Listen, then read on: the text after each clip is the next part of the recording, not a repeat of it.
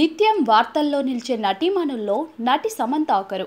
అటు సినిమాలతో పాటు ఇటు వ్యక్తిగత జీవితంలోనూ నిత్యం వార్తల్లో నిలుస్తూ ఉంటారు శామ్.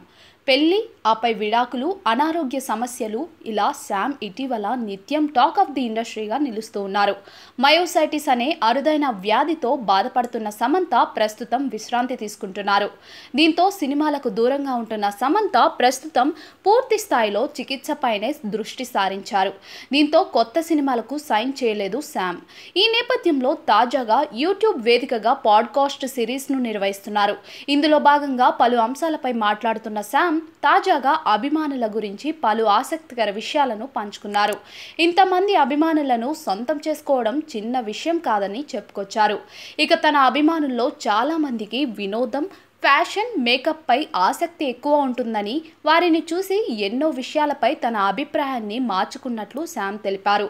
కొత్త అంశాలపై అవగాహన వచ్చిందని, తన మాటలు కొద్ది మందిపై ప్రభావం చూపినా ఆనందమేనన్న సమంత వీటి ద్వారా కొంతమందిలో అయినా మార్పు తీసుకురాగలిగితే అంతకు మించి తానేం కోరుకోను అని తెలిపారు.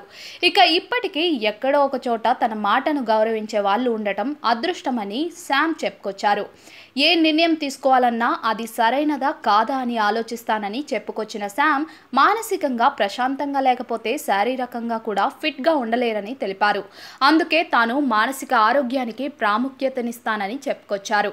కెరియర్ విషయానికొస్తే సమంత ప్రస్తుతం సిటాడెల్ అనే వెబ్ సిరీస్లో నటిస్తూ ఉన్నారు. ప్రస్తుతం షూటింగ్ పూర్తి చేసుకున్న ఈ వెబ్ సిరీస్ పోస్ట్ ప్రొడక్షన్ పనుల్లో బిజీగా ఉంది.